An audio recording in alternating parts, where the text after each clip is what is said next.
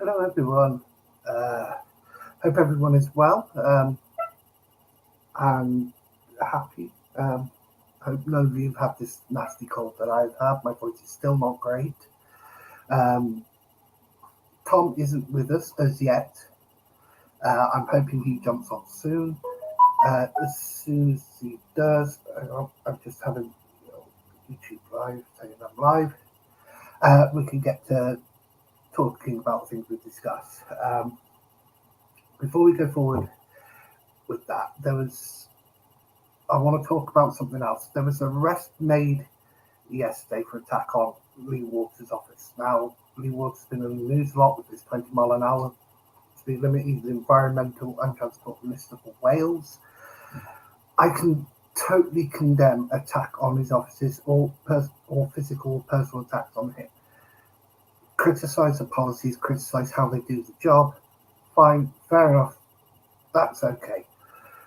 But don't attack people physically or personally. It's not part of it. It's not nice. It's not good.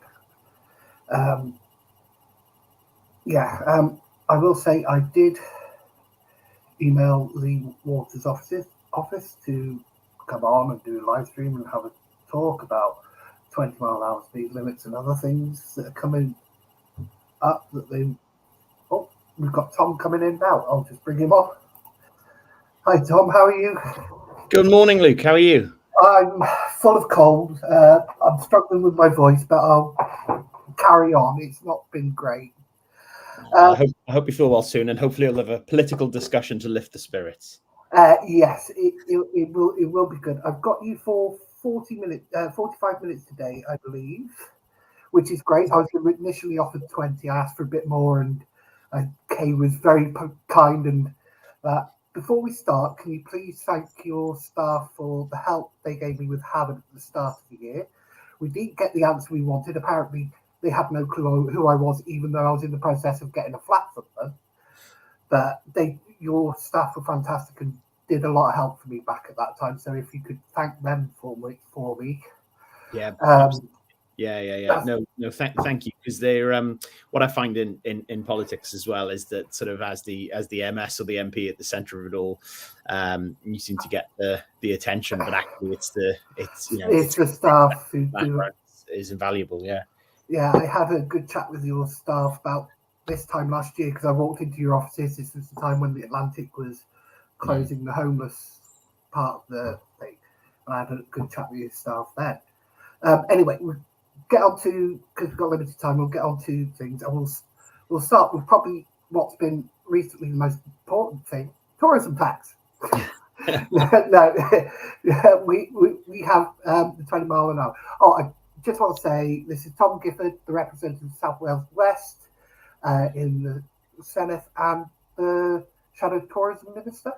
Culture, Tourism and Sport. Culture and Tourism. They keep changing what these things are called because transport is now environmental and transport. Anyway, the 20 mile an hour. It's got a lot of news attention, not just here in Wales, in England as well, and around the world. I've been seeing reports on that, and Rishi Sunak has weighed in on this as well. We're going to be sensible here. We're going to not go use the term which we all know what it is. We're not stupid, nor are the public. We'll use their term, which is a default position, not a blanket ban. That we all know what it is. So we'll stick to default. So we're not accused of misinformation by Sarah Murphy, as she keeps saying in the Senedd, when we know. Because I think it was you particularly mentioned for the disinformation, was it? In her speech, or something around the disinformation of the blanket ban. But what is your thoughts on this 20 mile an hour speed limit? I'm not sure there about your last point about disinformation, but that might be new to me. So on this, I think it's obviously captured a lot of public imagination, and on a level really we've never seen before in Wales. Over 450,000 signatures on that petition, more people than voted for Labour. in the Senate elections. That's not been done in any democratic process in the UK, whether you got a petition with more signatures than was garnered by the governing party of a country. And constitutionally, that leaves you in a bit of a weird position. I think what I would have hoped to have seen the response from the Welsh government as being is kind of, even if they're not going to change their position entirely, is to kind of hold their hands up and say, look, there are aspects of this that we got wrong. And one of the aspects that I think they did get wrong is in terms of the guidance. Now, Welsh government make out that it's really easy to change a road or reclassify a road from 20 to 30. You brought this up yesterday, didn't you? In the Yeah. Senate. The Swansea Council have had trouble. Yes. So Swansea Council is saying the discretion is very limited, whereas if you listen to Welsh government, they say it's really easy. Now, obviously, they're two institutions run by the same party, so there's no party political game in that, if you like. That is two Labour institutions, if you like, talking to each other. And I think that's where the frustration people come from, because it's not even just the imposition of the 20 mile an hour limit. It's because the guidance is so restrictive. You'll often see roads that are, say, 40 down to 20, back up to 30, back up to 40, and then 20 again in a kind of in a really short span. And a lot of that is due to how restrictive the guidance is. A lot of that is because councils don't have the flexibility to almost base it on local common sense, frankly, because they'll know their roads far better than someone sitting in Cardiff Bay would. Yeah, there was a lot in there that I had talking points on, but I want to go to your original point about their not being kind of malleable in their position. And I'm going to bring in, it's a clip of you. And this is you asking the First Minister, will he think about reversing his position? And so you know what's coming. Yeah.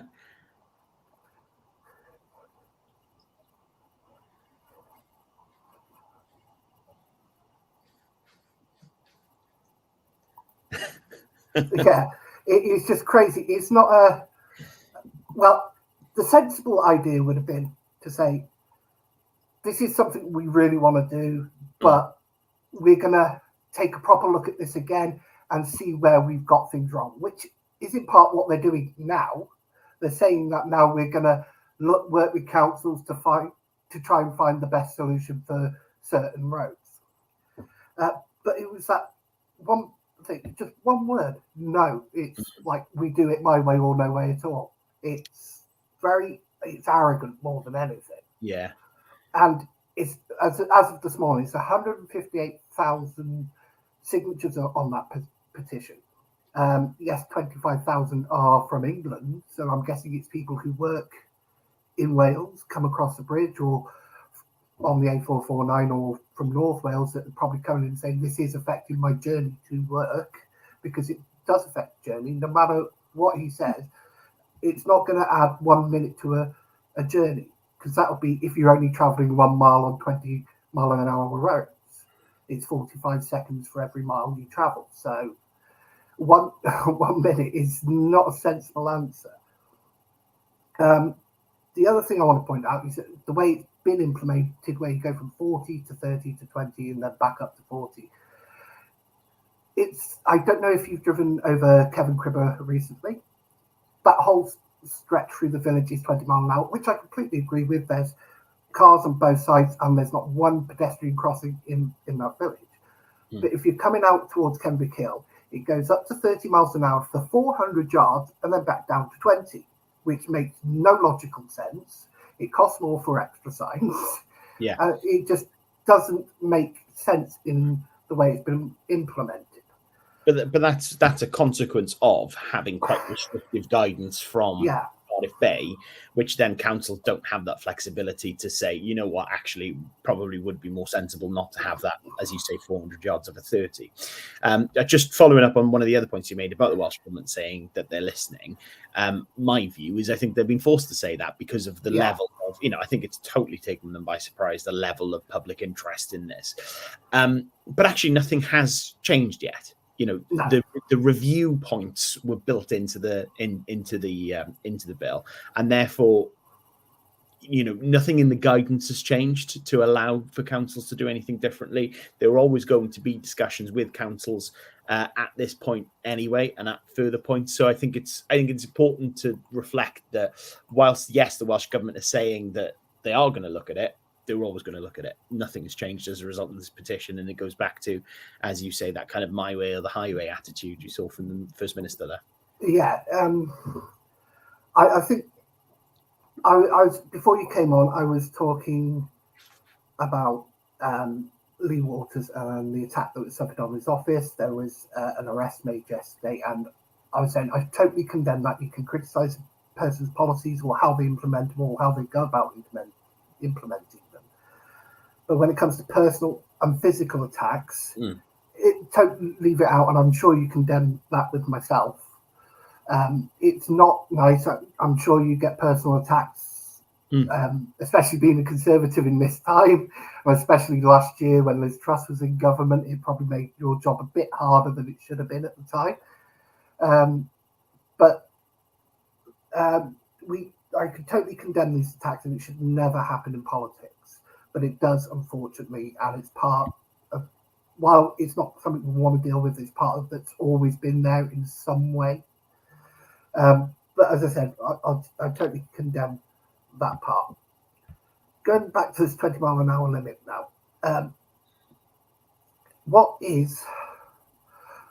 think the government are going to do going forward? Because with the petition having 458,000 signatures, which is more votes than Labour got in the last election, does that say there's a mandate from the people of Wales that they don't agree with this? Because Labour claimants, with their 450,000 votes, they've got a mandate to do this.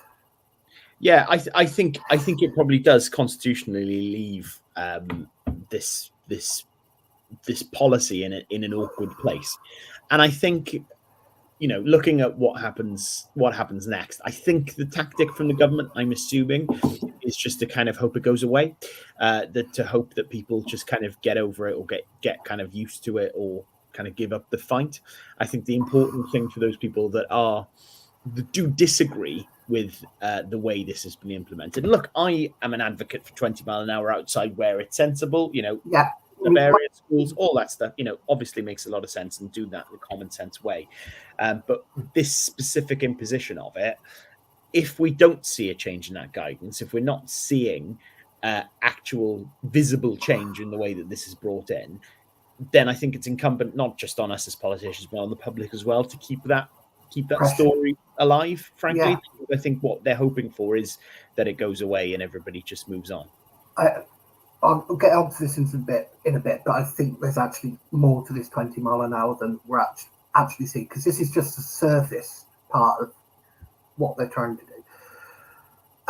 Going back to the 450,000 signatures, when it was roughly about 220,000, Lee Waters posted on X, or formerly known as Twitter, that 250,000 is not a majority of Wales, and then posted a poll with 1,172 people suggesting that is a representation, because it had people in favour of it, 56% in favour of it.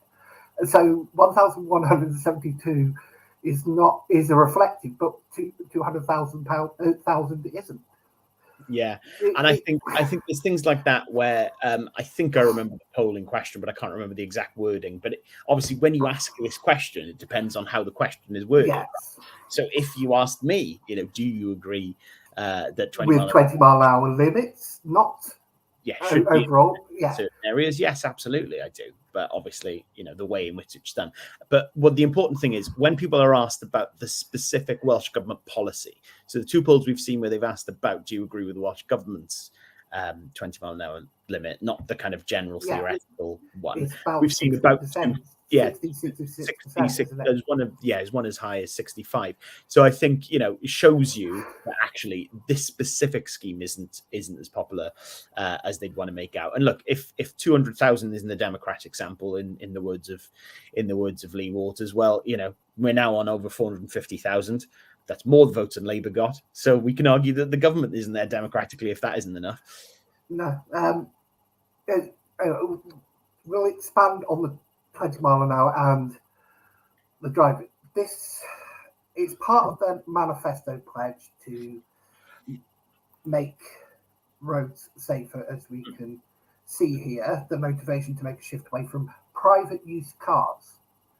Now, to make a shift away from private use cars makes me believe this is they don't really want us to have private use vehicles. So they want to develop a national road user charging framework. We know they're very much in favour of ULEZ, especially in cities and things like that. So we can expect more of this.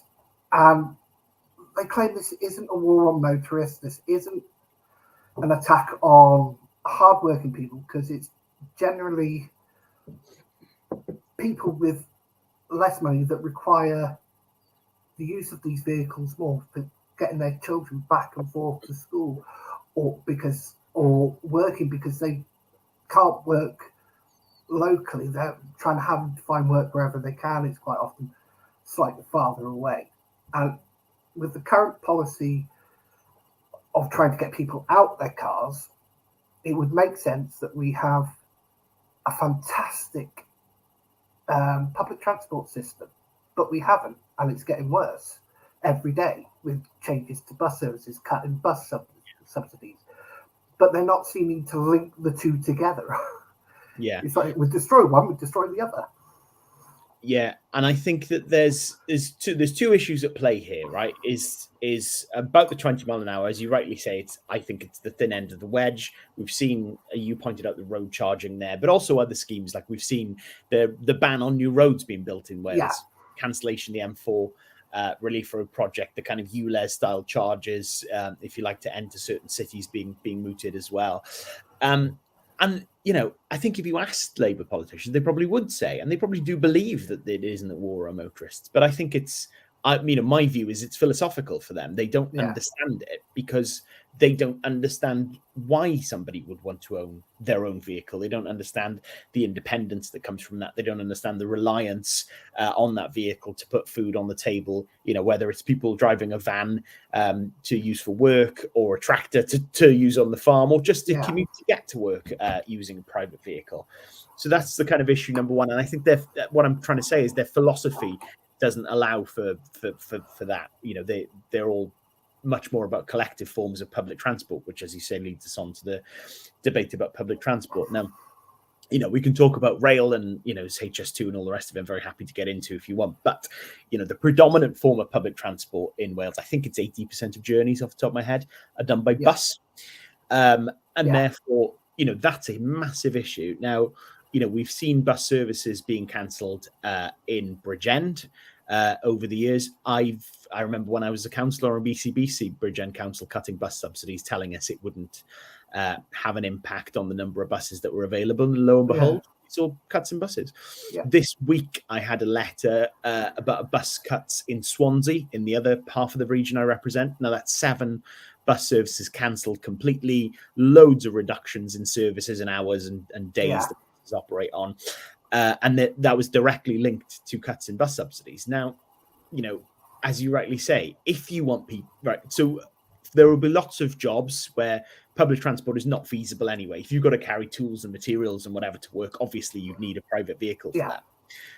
But for the rest of us, I think we would genuinely use a public transport network if it was convenient. Now, if that's not there, then there's no choice. You can't use it. How do you do it? It makes it more difficult for people to want to earn a living. And unfortunately, in my view, this has been a long running thing for the Welsh government. I live very near to the proposed Brackler Metro railway station. How many times has that been proposed? They had a turf cutting ceremony here in 2002, which gives you an indication. And anybody that's driven to Long Acre to see where that site is will see that there is no train station there, and there hasn't been. And despite the kind of ridiculousness of it, it does speak to a wider issue, I think, about public transport, where you need to provide that. I think you need the carrot and the stick if you're going to pursue this policy. Going to tell people not to use their cars, you need to provide that public transport provision. The incentive not to use it. Yeah, exactly. So I think Welsh government on this one have really got the balance wrong. I as you said, we're at the thin end of the wedge with the 20 mile an hour, and the wedge is narrowing. But I think this is a bit more scary than people realise. In 2019, this is an image. This is what Labour planned to do. We will adopt an ambitious Vision Zero approach to UK road safety, striving for zero deaths and zero injuries. This is from the Welsh Labour government developing safer routes to schools and improving roads. The Welsh Labour government will make the 20 mile per hour default speed limit, which has already come in.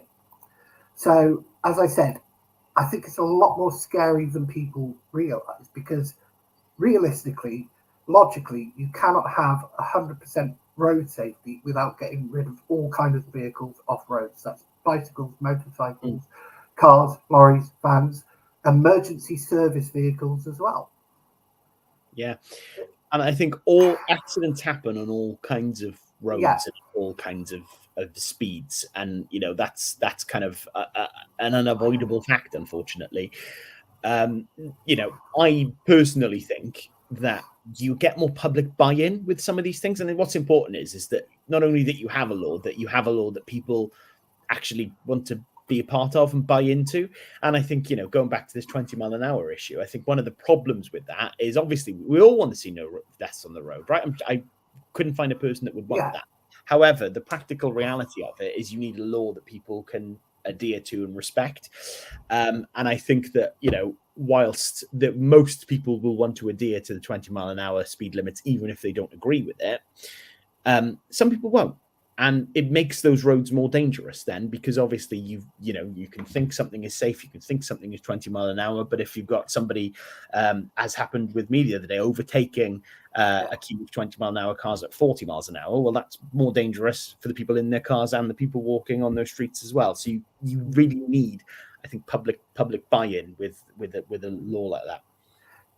Can you get public buy-in when the data you're using to justify it, like they keep quoting Spain and 34% saved on road deaths, which is accurate. There is 34% saved on road deaths, but that includes lockdown periods.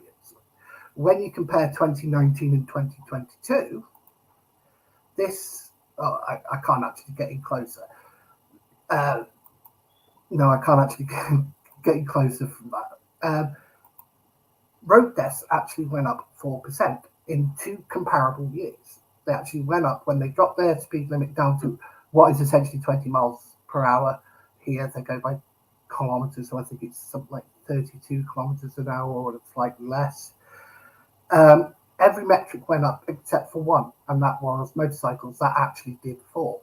Yes, serious injuries fell by 10%, but deaths on every other pedestrian, cyclists, actual drivers as well, all went up by roughly 3 to 4%.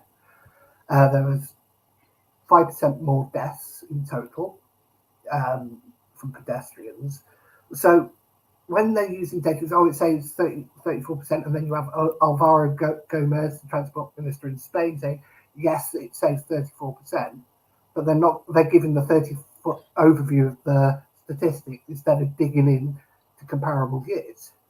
Is that a big problem with what the Welsh government does when they're offering justifications for these reasons? Yeah, I think you want reliable statistics. So, you know, the figure I was looking at was that road deaths in Spain went up 14% in 2022 last year. That is where they've got the similar default 20-mile-an-hour policy. I've also seen in Bath as well. I was reading this morning in Bath, we'd seen Bath, Bristol, I think. Where it was. They've got it in Bath as well, where that has also increased, and they have exactly the same policy. And in Belfast as well, and Queen's College in Belfast said it makes no statistical difference. Exactly. So I think to 20 miles an hour. The way you've got to look at these things is kind of taking those statistics in the whole and not just specific ones. Just to broaden the point as well about this 20 mile an hour scheme, I think the one thing that is under discussed is obviously the impact on the economy. Now we've seen Welsh Government's own report saying the central estimate for that is £4.5 billion, up to £9 billion cost to the economy as a result of this scheme. Now, what we haven't discussed, I think, enough in the kind of public discourse around this is, okay, we're going to have an up to 9 billion economic cost to this, but where's the plan? Where's the ambition from the Welsh Government to kind of replace that in other ways? Because ultimately, this is going to make us poorer. If our economy is worse, then it's going to make us poorer. A lot of people can't afford to be any poorer, quite frankly, and others will struggle to do it. So, it would be, again, it's what you said about public transport, right? It's matching the carrot with the stick. So it's, okay, we know there's going to be an economic cost to this, but what are we doing to replace that economic hit instead? And again, we haven't heard that. It's just something that apparently we all need to be happy to absorb. I do know, I do understand that part of this is they have this vision of what they're calling a well-being society, which includes 15-minute cities or 15-minute towns where everything is within 15 minutes walking distance of where you live. But that totally contradicts to what the CCRD is, which is the Cardiff Capital Regional deal, and they've got one in Swansea, I believe, as well, which encompasses where everything is focused more towards Swansea or towards Cardiff, where business-wise, and everybody else commutes in on this fabulous metro public transport system, which isn't there yet. You put things in place. It's like tourism tax as a comparison. You put things in place first, build it up, then you start adding a tax or taking away because you've got the compensation already there. You don't put the cart before the horse, even though they stopped using the horses a long time ago and probably banned them because they make a mess and everything. But it's putting the cart before the horse. You can't do it that way because people won't follow you. People just scream at you, and you'll make these things of driving cars, having speed limits that probably can be a danger in the wrong areas, last longer because people have gone totally against that. And if somebody tries it again, they'll be outcry against it because of what happened last time. So it's getting things the right way round. Totally. And I firmly believe that people will want to engage with a kind of premium product, right? People are happy. We see it in all forms of society, right? People are happy to pay a bit more for quality, ultimately. And if you look at transport as a great example of this, we've got, and this is a UK-wide issue. I'm not trying to on Wales specifically, but we've got a quite unreliable rail service across the UK. Hopefully that'll get better with some of the announcements we've seen in the past week. But it's also quite expensive as well. So if I'm at the moment, if I've got to travel to London for something, I've got to pay a couple of £100 just to get the train back and forth to Bridgend. Whereas, driving, the cost of petrol is a fraction of that. And then, you can just get the tube in, to go into central London. So I think that the issue then becomes you need to not only make it more convenient for people to use public transport by investing in some of these rail networks, more economical as well. So that it becomes a no-brainer choice, not just the choice of people who would want to see it kind of on a spreadsheet, but actually the practical reality of it is that people aren't using or engaging with it. Yeah, it doesn't make sense, and you should do practical approach. And I think the Welsh Government doesn't do that in really anything that they've been doing for the last few years, especially because they cancelled after spending hundreds of millions of pounds on the M4 relief road, getting all the permissions, doing all the consultation, doing all the things. Mark Drakeford comes in and just scraps it straight away. Now, I understand that Mark Drakeford himself doesn't drive. So it's hard sometimes to have somebody at the head of the table who's making these decisions for motorists. And motorists are saying, well, this is not working for me. This is not working for us. There are people out there that say, yeah, this is fine. This is great. And I understand the reasoning of safety. I really do. But as you said, it's got to be implemented correctly. And that is the choice. Why didn't they just say to councils, do a consultation in your area? We'll make it easier to drop roads to 20 miles an hour. Yeah. What areas would suit best? Yeah, my political hope, if you like, is that this becomes the issue where people do look at what happens in the Senate, look at the way decisions are being made, and kind of critically assess that in a way that perhaps hasn't happened up to this point. So I'm really hopeful that we'll see people in Wales looking at this and thinking, right, well, is this a political party that really represents my views as a driver, or someone who relies on a vehicle? Because you've got a party there that doesn't, as I said at the beginning, doesn't get it, frankly. No. Doesn't understand why these decisions are being taken, and that's good for us as a society. I think that we're in a place, I think, where Welsh politics is being looked at in depth and in detail. We've talked for nearly half an hour now. We haven't mentioned anything going on in Westminster. I think that's a really healthy sign, actually, for politics in Wales, because too often, I think the Labour Party in particular, when they've got something wrong, will want to deflect the blame back up the other end of the M4 rather than taking responsibility for it. So I think it's healthy for a democracy that we've got a government that is getting that proper challenge. And on this, I think they have been. I think for 2 weeks, Wales was politically the second trending on all social media platforms. The only one outstripping it was America and the trial of Donald Trump and other things that go on there. What you were saying about how Senate works, we're going to switch gears and go on to the reform bill now, if that's okay with yourself. Now I'll put. I've got the slide, but do you want to explain what is involved in the reform bill?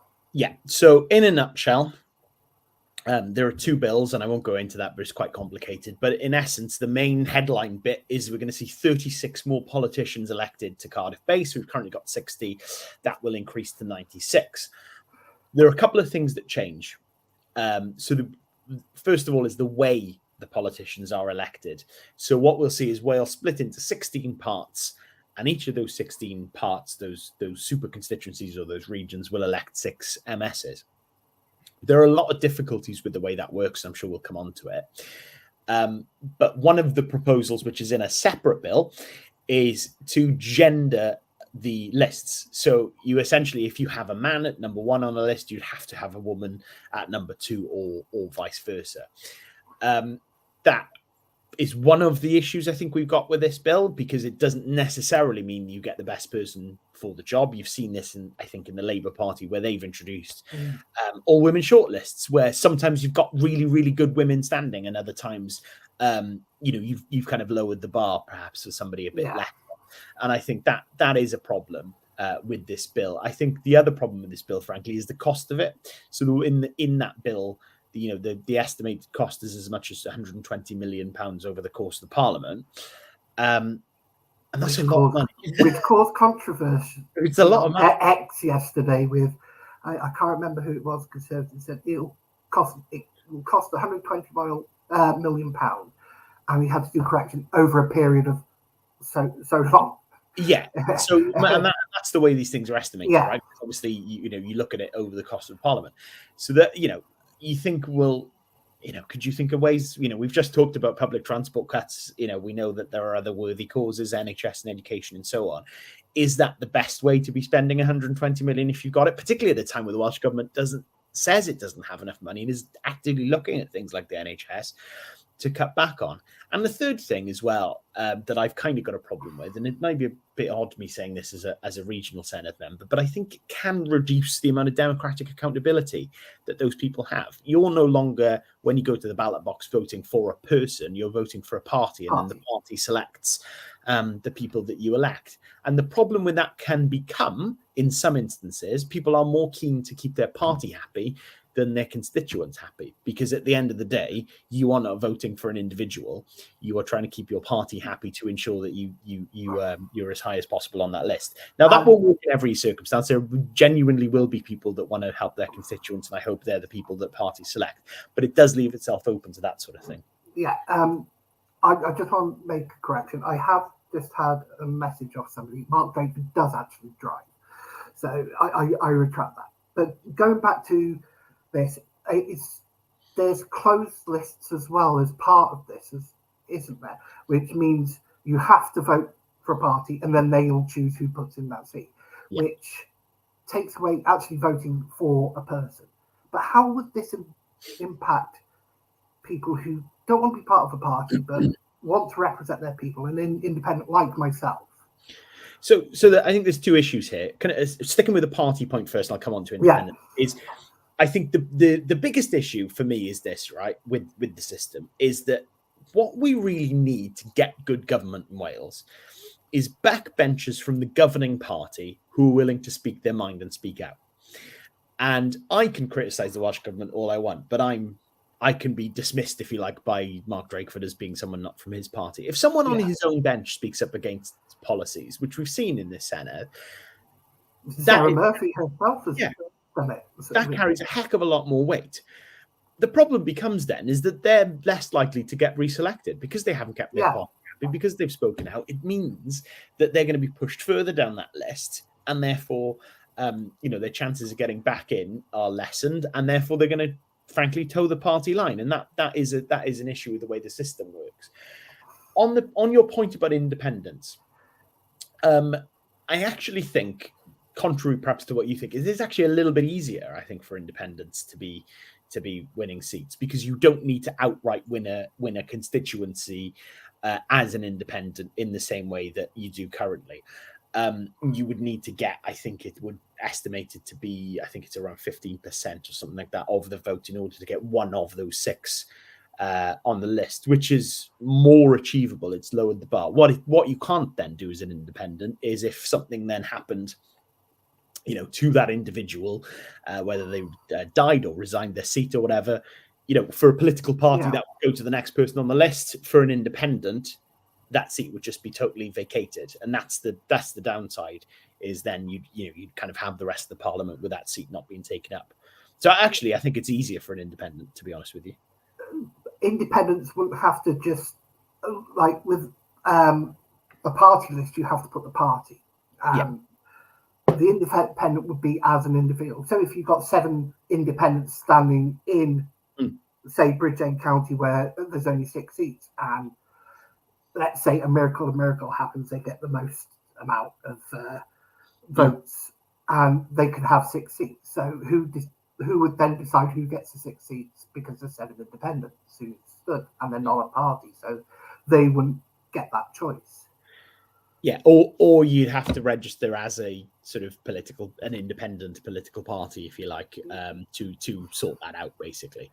But yeah, you're right. The issue then becomes, well, what if multiple independents stand and so on? But I guess that exists in the current system anyway, where you could have multiple independents. But with the first past the post, because it's a dual system at the moment, where the regional AMs are voted by this system they're bringing in, and the main, like Sarah Murphy, gets first past the post system.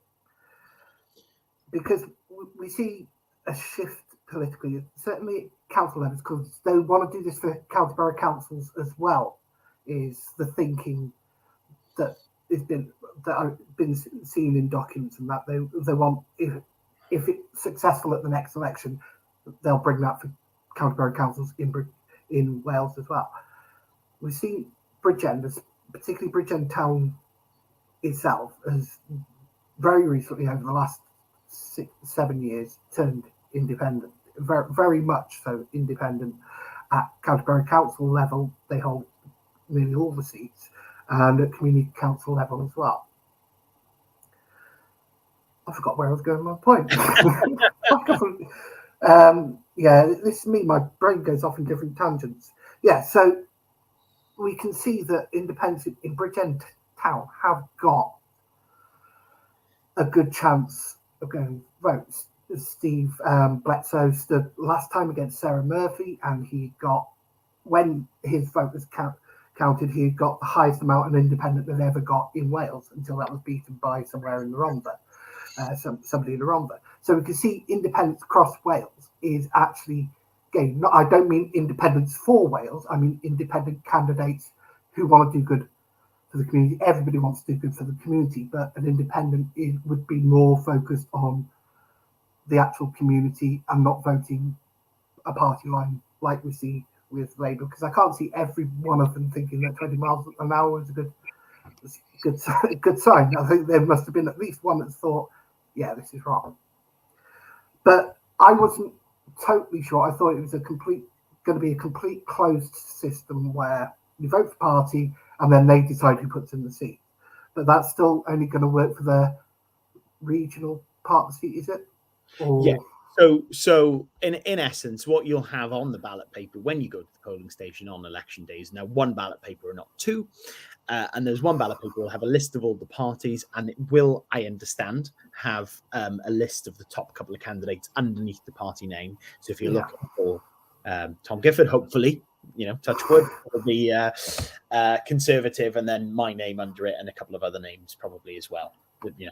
I've got to get reselected by my party first, so we'll see how it goes. But go independent. I'll vote for you. So where I kind of have an issue with the way kind of the independent stuff works in this system is, I think I saw a lot of the messaging in that Senedd campaign in 2021 from the Bridgend County Independents, sort of claiming it was a two-horse race. You'll remember. Yes, but independents do have an unfair advantage during elections anyway. Well, because of the cost part of it. The practical outcome is that the independents finished fourth, so it wasn't a two-horse race. Now, obviously, we finished second. We should be finishing first. I would like to be able to win the constituency, but the problem then becomes, you wouldn't need as an independent to win. You would just need to get enough votes to qualify.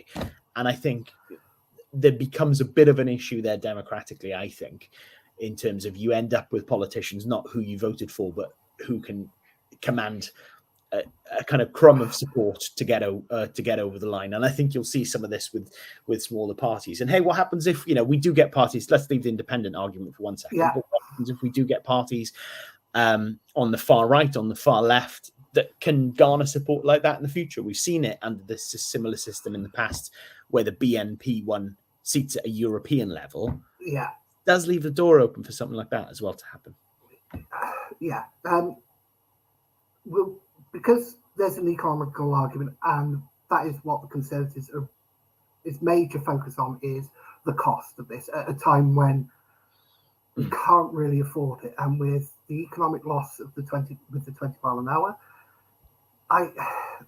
there is an issue of seemingly wasting money that's going, or wasting opportunity. I had to go to the Senate last year to give evidence to the Housing Committee for Homelessness last year. Now, I came back and I was asked to submit travel receipt. I put £10 in my car, so that's what I asked for, gave them the receipt. They refused it. It's not enough. We calculated it should be £24. And I couldn't get £10 back unless I could claim for 24. How? All I wanted was £10 and they wouldn't give it to me, because that's what it cost me. That's what I put in my car. That's the receipt I gave them. And they wouldn't give it to me unless I claimed for 24, which it doesn't make sense to me. If somebody's saying, I want £10, you say, wow, we're saving 14 quid, let's just give them the £10 and have done with it. Yeah, and this is the problem, without wanting to go back to 20 mile an hour. I think I can see a parallel in the sense that when you decide things through one process from up high, it doesn't necessarily lead to the best results. And you can see it both in the example you gave and in the 20 mile an hour debacle. Yeah. Anyway, we're coming. I think we've got about 2, maybe 3 minutes here. We're coming to the end. We'll come off, and I will say I did ask Mark Drakeford if he would come on and talk. I got a response saying we won't accept your bid. I didn't bid for anything, which is funny enough, because you're not allowed to accept money for interviews, are you? At this stage, Lee Waters' office just have not replied. So you were the first I actually asked to come on. So it wasn't your third. You were the first I asked to come on. I ideally wanted to get you and one of the others on at the same time. to have a proper debate, but they don't like proper debates like that. They like it in a controlled setting where a news reporter has these questions, and it's not something just jumping in. Well, you did this. This is the proof. Is all that. Anyway, is there anything you would like to talk about that's going on? I know you used to do podcasts, didn't you? Yeah. Are you still doing them? So we've put the podcast on hiatus momentarily, mostly because. So that's why I've not been invited on one. But that's why. So, what I think we're going to do is do them when massive issues come up. So there was one on the 20-mile-an-hour issue, but rather than being a weekly thing, while Welsh Conservative Podcast, I think I'll just focus on where there are areas. The big thing I think I want to say, just to cap off, is I think we've got a problem in Wales, and we've talked about it before in terms of media coverage of things that happen here. And that's why I wanted to commend you and this YouTube feed, I guess, because I think it's really important that as we move away from local media, let's be blunt about it, there's not an awful lot of people reading the Gazette these days to find out their local news.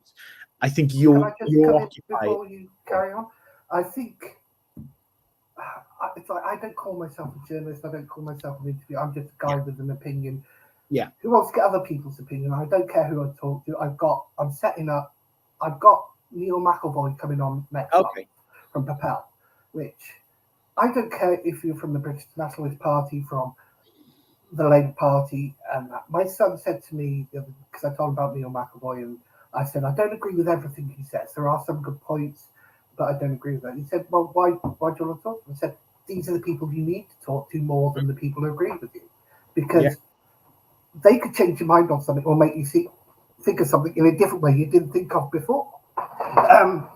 So I don't think of myself like that, but there's a need for people like us, because mainstream media, papers and that, they don't tell the whole story. They tell the narrative they've been given or their ideals aligned to.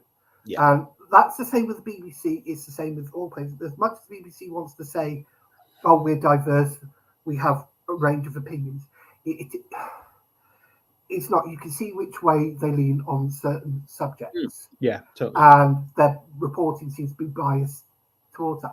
This is why there's been a rise of social journalists. People like Stephen Crowder in the United States wouldn't be as popular as they are if they didn't have this. People like Alex Jones wouldn't have a platform like he did and cause the trouble that he has, whether he's right or wrong.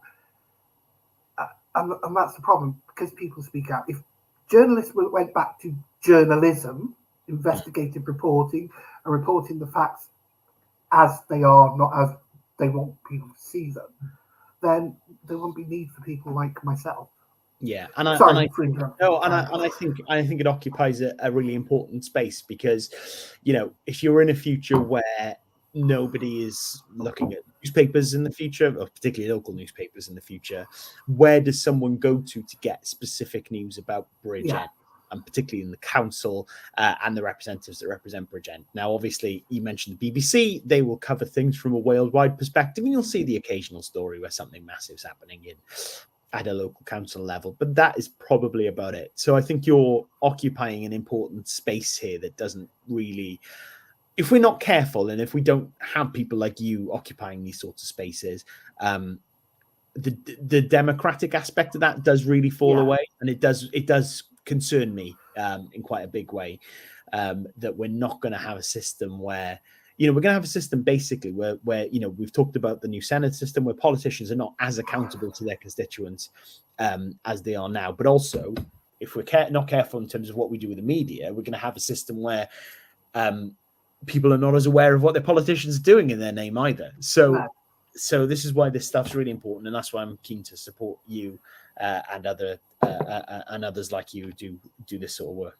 Okay, then ask Mr. R.T. Davis to come on and have a chat with me, or anybody from. As I said, I would love more people. I have had two Labour on. I had Rhys Good and Jamie Henderson, who's standing for Brackleigh Community Council. They can fine, great, fair enough. That's what I want.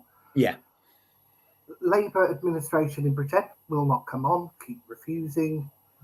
or that ignore me totally. The same with Welsh Government. Sarah Murphy has never contacted me back. I've asked several times, would you please come and talk? Because I wanted to talk about the homeschool bus transport, which she is very passionate about and going against her party in that sense. And I wanted to talk to her and get her views on that. And I put in there, this is what I want to talk about because it is a problem and it's something Sarah's passionate about. Same with mental health. I wanted to talk about that with her. And just get ignored. And it's... And they need to speak to just ordinary people like myself. I may be opinionated. I may be a bit mouthy sometimes.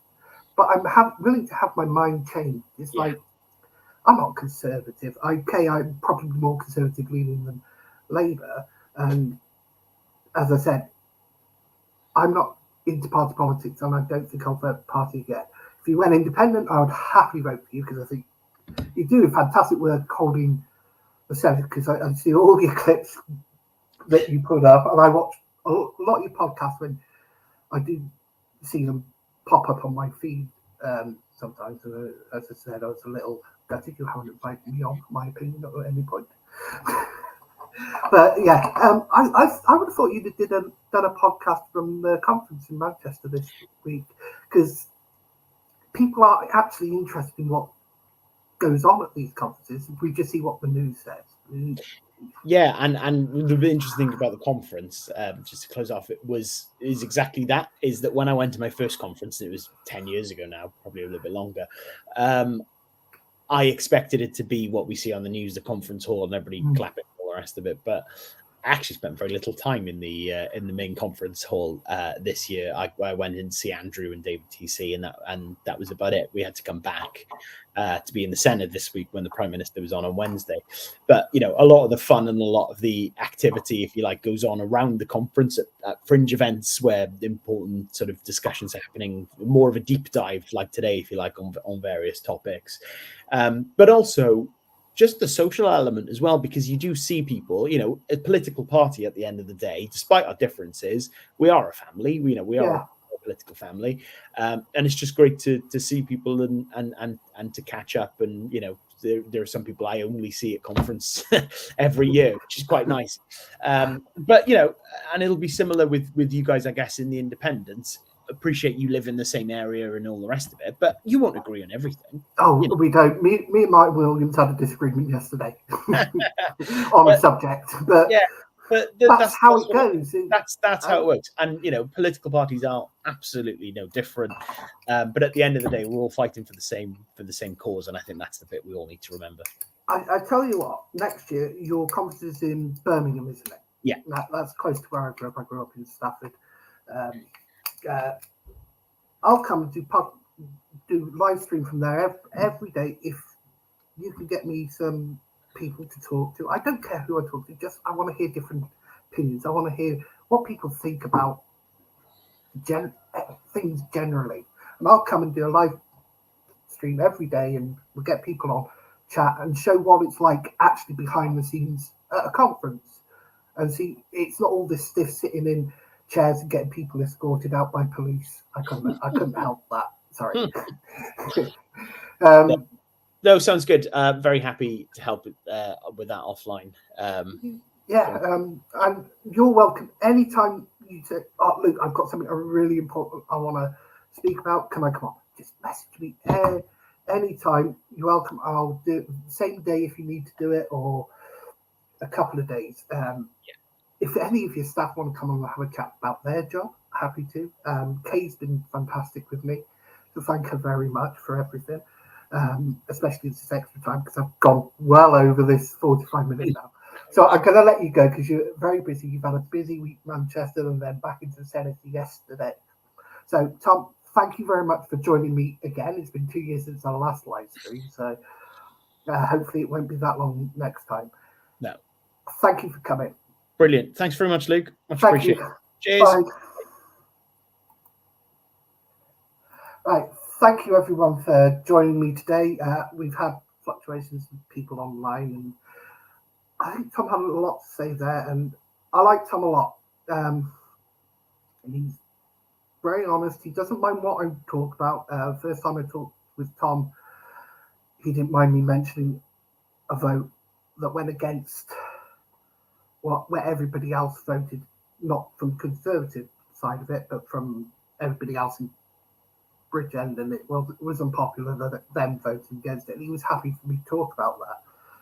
He will talk about anything. He'll let me mention everything. He'll let me talk about HS2 if I wanted to today, or what's going on in Westminster. Tom is great. As I said, I would vote for Tom if he was independent, because I think I like the guy. I haven't had bad word. I've spoken to him in person a couple of times at the election counts and things like that. It was good to have him on, and he's always willing to come on when he's got the time.